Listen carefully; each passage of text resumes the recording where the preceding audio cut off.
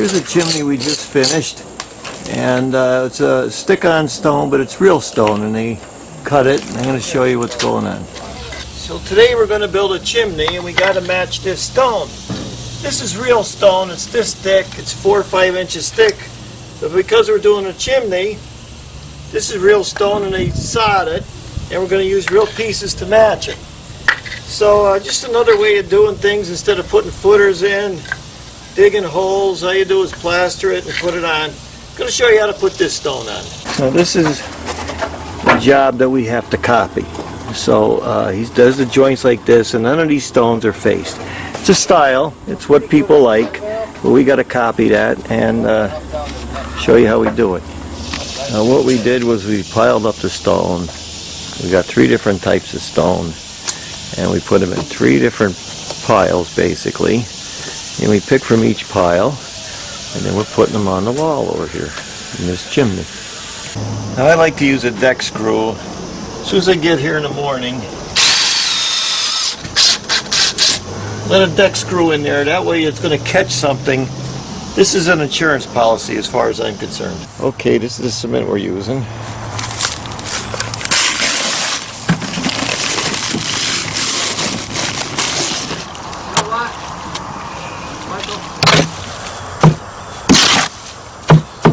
See, we could face the stone just like we did on my first video, and that would provide a whole different look, but that's not what they want.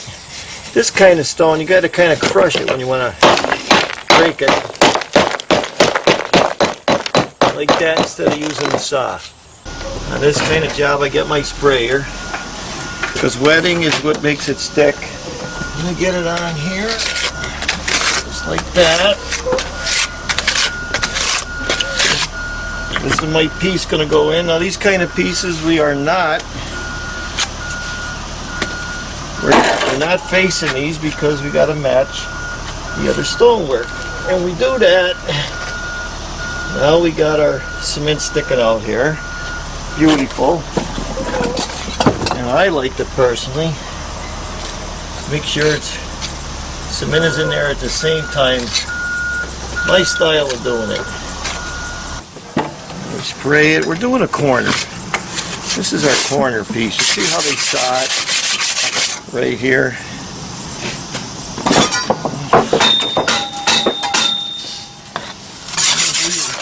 Do your corners.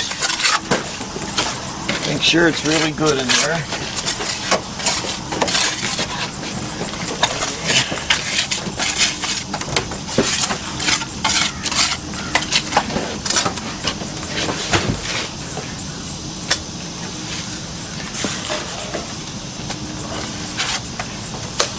Put it in there really good.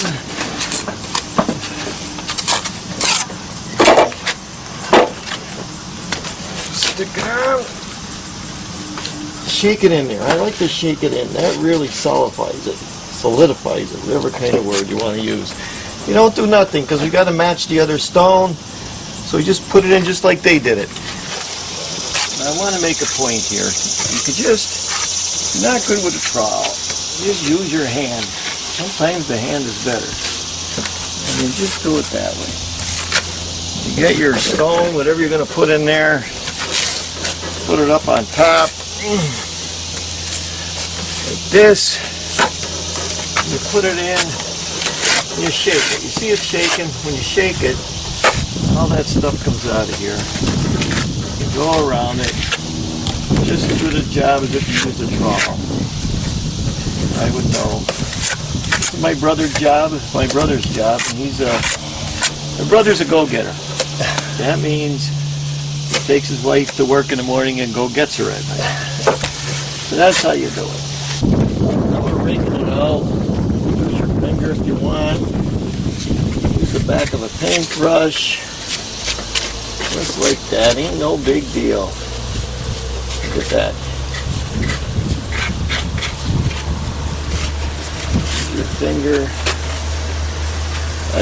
You could use those things that you squeeze it in with. We've used them before. I like this way better. No right and wrong way. Everybody got their own way, whatever they feel comfortable with. As long as the stone sticks on the wall, the joints look good and you clean it, you're good. We get the sponge, we sponge the sides off, goes into the joint a little bit. Things will look good. Everything's looking perfect. Just get the water in there, the sponge.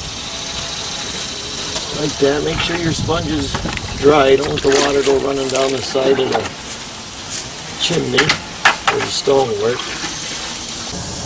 Now if you wanted to, instead of using that kind of stone, you could go to a stone yard and get stone like this. Now here's one of the points I want to make. This is a pillar I built some years ago. You see the corners right here. It doesn't really matter if you're not worried about corners, whether you use flat stone like that or not. And these coin corners right here is a way to get around that. If you end the stone, you end it with a coin corner. And if they ever continued it, they would continue it on the other side, and that's what would break it up. So that's a couple more ideas for you. A lot cheaper way than buying cultured stone. If I'm doing this kind of stone, which is totally different, I face it and I put it in. This side I put it in. I face that style I grew up with, and then I would put in my, however I did it, my corners. And you got this real straight line. Stuff we're using, they cut it right here. This way they cut it, and this way they cut it. And then you don't see that line. It looks like a big stone. It makes it look like an old school stone. So that's really the only difference when you're buying this kind of stone like this for the corners.